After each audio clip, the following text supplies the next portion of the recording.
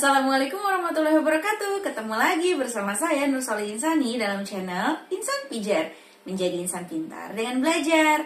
Di video kali ini yang akan saya jelaskan adalah mengenai bentuk dan jenis saksi. Seperti yang kita tahu, dalam hukum acara pidana yang dicari adalah kebenaran material. Berbeda dengan hukum acara perdata dan lain sebagainya, yang dicari adalah kebenaran formil. Alat bukti utama yang ada dalam hukum pidana adalah saksi. Sedangkan alat bukti dalam perkara lain, perdata dan lain sebagainya, itu adalah alat bukti surat atau tulisan. Nah, maka dari itu kita akan membahas dulu bentuk dan jenis saksi. Setelah kemarin kita membahas mengenai saksi, untuk surat akan dibahas dalam video selanjutnya. Langsung saja kita bahas satu persatu apa itu bentuk dan jenis saksi dalam video berikut ini.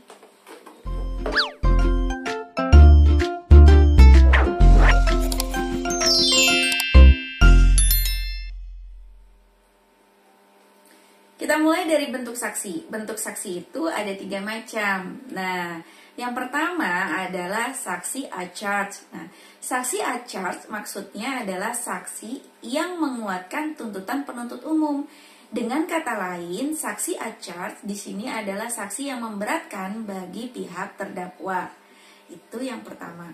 Kemudian yang kedua ada saksi a-charge. Nah, saksi a-charge di sini adalah kebalikan dari saksi a-charge. Kalau saksi a-charge itu saksi yang menguatkan tuntutan penuntut umum, sedangkan saksi a-charge adalah saksi yang melemahkan tuntutan penuntut umum, di mana saksi ini merupakan saksi yang meringankan bagi pihak terdakwa. Untuk dasar dari saksi a-charge dan a-charge itu diatur dalam pasal 160 ayat 1 huruf C Kitab Undang-Undang Hukum Acara Pidana. Langsung saja kita cek pasal 160 ayat 1 huruf C Kitab Undang-Undang Hukum Acara Pidananya, di mana mengatakan bahwa dalam hal ada saksi baik yang menguntungkan maupun yang memberatkan terdakwa yang tercantum dalam surat pelimpahan perkara dan atau yang diminta oleh terdakwa atau penasehat hukum atau penuntut umum selama berlangsungnya sidang atau sebelum dijatuhkannya putusan, hakim ketua sidang wajib mendengar keterangan saksi tersebut. Nah, jadi sudah jelas ya bahwa di pasal 160 ayat 1 huruf C diatur dasar mengenai saksi a-charge dan a-charge. Bentuk saksi yang ketiga ada saksi mahkota. Saksi mahkota di sini maksudnya adalah suatu kondisi di mana salah seorang daripada terdakwa mendapatkan suatu kehormatan. Kehormatan berupa perlakuan istimewa, ya. Perlakuan istimewanya adalah di mana dia tidak dituntut atas tindak pidana yang sebenarnya dia juga merupakan tersangka dalam tindak pidana tersebut, atau dengan kata lain dia dimaafkan atas kesalahannya. Biasanya dalam saksi mahkota ini berkas perkara pemeriksaan itu dipisah, ya. Pemeriksaan para tersangka itu dipisah, ya, atau dikenal juga dengan istilah pemisahan berkas perkara. Dalam istilah dikenal splitsing, ya, pemisahan berkas perkara. Di mana hal ini dilakukan, ya, saksi mahkota ini dilakukan saksi mahkota ini karena kurangnya saksi untuk menguatkan tuntutan penuntut umum. Maka diambillah langkah untuk menjadikan tersangka atau terdakwa ini menjadi saksi bagi terdakwa yang lain, seperti itu. Oke, nah itulah 3 bentuk saksi ya. Yang pertama ada saksi a-charge, kemudian ada charge, dan yang ketiga ada saksi mahkota.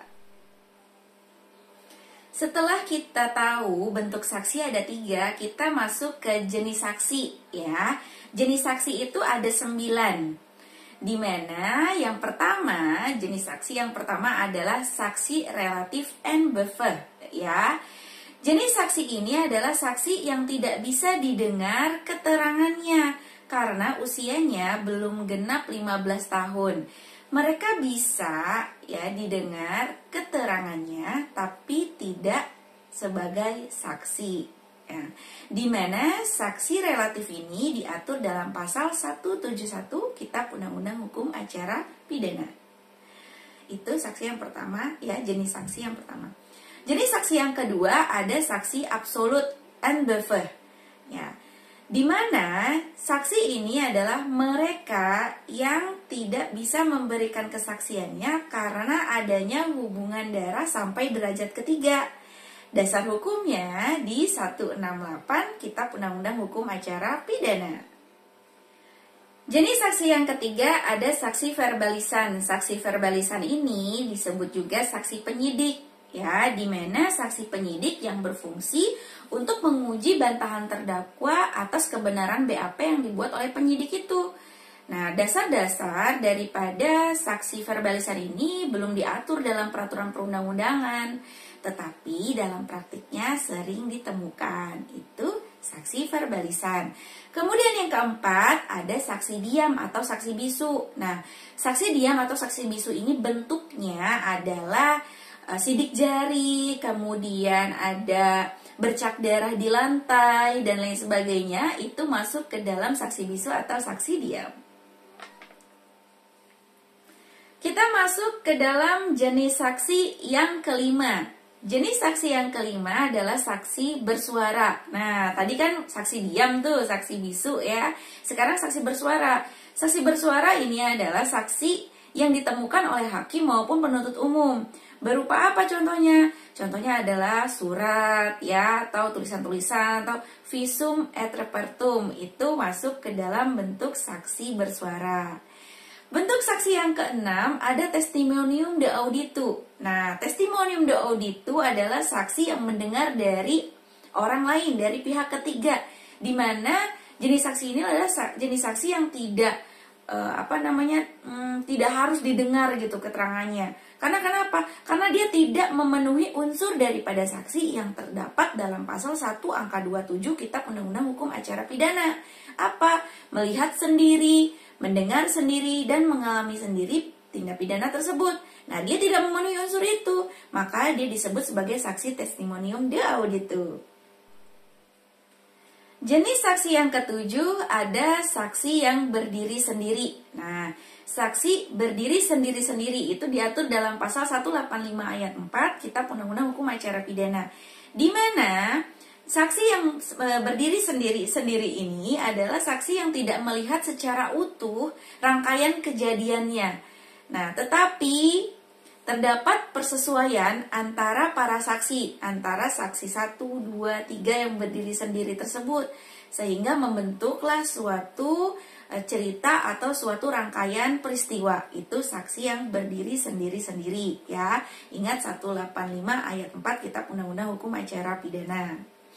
Kemudian saksi yang ke-8 ya, ada saksi alibi. Nah, saksi alibi maksudnya adalah saksi yang menerangkan bahwa seorang terdakwa ini tidak ada di lokasi kejadian ketika suatu peristiwa atau tindak pidana itu terjadi.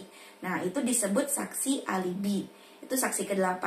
Kemudian jenis saksi yang terakhir yaitu yang ke-9, ada saksi fakta atau saksi kunci. Di mana saksi fakta atau saksi kunci ini adalah saksi yang sangat penting. Berarti dia memiliki unsur ya, memenuhi unsur daripada saksi itu, 1 angka 27 KUHP ya. Di mana dia dianggap mengetahui permasalahan dan dapat membantu memberikan pencerahan di persidangan atas suatu peristiwa atau tindak pidana yang terjadi. Nah, karena kenapa? Karena dia inilah yang melihat sendiri, mendengar sendiri, dan mengalami sendiri peristiwa atau tindak pidana tersebut. Jadi ada 9 ya jenis saksi. Yang pertama tadi ada saksi relatif and buffer. Kemudian ada yang kedua ada saksi absolut atau and buffer. Kemudian ada yang ketiga saksi verbalisan. Yang keempat saksi diam atau saksi bisu. Yang kelima ada saksi bersuara. Kemudian yang keenam ada testimonium de auditu. Kemudian yang ketujuh ada saksi yang berdiri sendiri-sendiri. Yang kedelapan ada saksi alibi. Kemudian yang kesembilan ada saksi fakta atau saksi kunci. Itulah jenis saksi. Dapat atau tidaknya ya, seorang saksi dipercayai ini harus juga diteliti ya oleh seorang hakim. Nah, ada 4 hal yang harus diperhatikan seorang hakim dalam menilai kesaksian yang diberikan oleh seseorang. Hal itu diatur dalam pasal 185 ayat 6 Kitab Undang-Undang Hukum Acara Pidana. Kita buka ya 185 KUHP-nya. Ayat 6. Dalam menilai kebenaran keterangan seorang saksi, hakim harus dengan sungguh-sungguh memperhatikan. Nah, di sini ada 4 poin ya. Yang pertama adalah persesuaian antara keterangan saksi atau satu dengan yang lain. Jadi diperhatikan nih, saksi yang A bilang apa, saksi yang B bilang apa, adakah persesuaian antara mereka. Nah, seperti itu. Kemudian yang kedua, persesuaian antara keterangan saksi dengan alat bukti yang lain. Nah, kita kan tahu alat bukti itu diatur dalam pasal 184 KUHP. Nah, adakah persesuaian antara apa yang dikatakan oleh saksi tersebut dengan alat-alat bukti yang lain yang diatur dalam KUHP tersebut ya di 184. Kemudian yang ketiga, alasan yang mungkin dipergunakan oleh saksi untuk memberi keterangan yang tertentu. Nah, ini juga harus diperhatikan oleh seorang hakim. Kemudian yang terakhir adalah cara hidup dan kesusilaan saksi, serta segala sesuatu yang pada umumnya dapat mempengaruhi dapat tidaknya keterangan itu dipercaya.